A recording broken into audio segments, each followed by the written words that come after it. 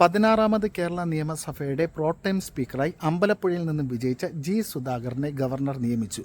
എങ്ങനെയാണ് G Sudhakaran pro tem സ്പീക്കറായത്? കീഴ്വഴക്കങ്ങൾ അനുസരിച്ച് ഇപ്പോൾ ജയിച്ചു വന്ന MLA-മാരിൽ സീനിയർ മോസ്റ്റ് MLA ആണ് പ്രോടൈം സ്പീക്കർ ആക്കേണ്ടത്. അങ്ങനെ സീനിയർ മോസ്റ്റ് MLA ആരാണെന്ന് നോക്കിക്കഴിഞ്ഞാൽ രമേശ് ചെന്നിത്തലയാണെന്നുള്ളത് നമുക്ക് മനസ്സിലാക്കാൻ സാധിക്കും. 7 തവണയാണ് അദ്ദേഹം MLA ആയത്.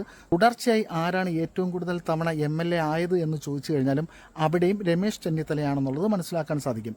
എന്നാൽ രമേശ് ചെന്നിത്തലയെ പ്രോടൈം സ്പീക്കറാക്കാതെ ജി സുധാകരനെ എന്തുകൊണ്ട് പ്രോടൈം സ്പീക്കറാക്കി? സ്വാഭാവികമായിട്ടും രമേശ് ചെന്നിത്തല ഇപ്പോൾ ക്യാബിനറ്റ് മിനിസ്റ്ററാണ്. ക്യാബിനറ്റ് മിനിസ്റ്റർ ആകുമ്പോൾ അദ്ദേഹം ക്യാബിനറ്റ് മിനിസ്റ്ററിന് വേണ്ടി സത്യപ്രതിജ്ഞ ചെയ്യണം. അതിനുശേഷം പ്രോടൈം സ്പീക്കർ ആകുമ്പോൾ ആദ്യം സത്യപ്രതിജ്ഞ ചെയ്യേണ്ടത് പ്രോടൈം സ്പീക്കറാണ്. അതിനുശേഷം പ്രോടൈം സ്പീക്കറാണ് എല്ലാ MLA-മാർക്കും സത്യപ്രതിജ്ഞ ചെയ്ത് കൊടുക്കേണ്ടത്. അതൊരു ആവർത്തന വിരസത ആകാനുള്ള സാധ്യതയുണ്ട്.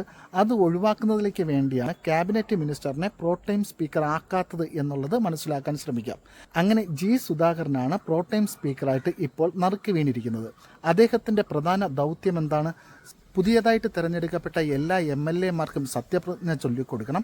മാത്രവുമല്ല, പുതിയ സ്പീക്കറിനെ കണ്ടെത്തുന്നതിലേക്ക് വേണ്ടിയുള്ള ഇലക്ഷന് നടക്കണം. എപ്പോഴാണോ പുതിയ സ്പീക്കർ അദ്ദേഹത്തിൻ്റെ അധികാരം ഏറ്റെടുക്കുന്നത് അപ്പോഴേക്കും പ്രോടൈം സ്പീക്കറിൻ്റെ കാലാവധി കഴിയും. പ്രോടൈം സ്പീക്കറിൻ്റെ നിയമനവുമായിട്ട് ബന്ധപ്പെട്ട് ധാരാളം കോടതി വിധികൾ ഉണ്ടായിട്ടുള്ളതായിട്ട് നമുക്ക് കാണാൻ സാധിക്കും. അതിൽ പ്രധാനപ്പെട്ട ഒരു വിധിയാണ് പ്രോടൈം സ്പീക്കറിനെ നിയമിക്കുന്നത് ഗവർണറാണ്. ഗവർണറിന് ക്യാബിനറ്റിൻ്റെ ശുപാർശ വേണമെന്നില്ല. ക്യാബിനറ്റിൻ്റെ ശുപാർശ തള്ളിക്കളഞ്ഞുകൊണ്ട് തന്നെ ഒരു സീനിയർ മോസ്റ്റ് MLA അല്ലാത്ത ഒരാളിനെ വേണമെങ്കിലും പ്രോടൈം സ്പീക്കറായിട്ട് നിയമിക്കാം.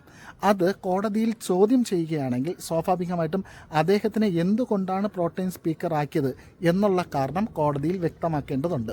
മാത്രവുമല്ല, സ്പീക്കറിന് എന്തൊക്കെ അധികാരങ്ങളാണോ ഉള്ളത് അതേ അധികാരങ്ങൾ തന്നെ പ്രോടൈം സ്പീക്കറിനുള്ളതായിട്ട് നമുക്ക് കാണാൻ സാധിക്കും. അപ്പോൾ അടുത്തൊരു വീഡിയോയിൽ കാണുന്നതുവരേക്കും ബൈ.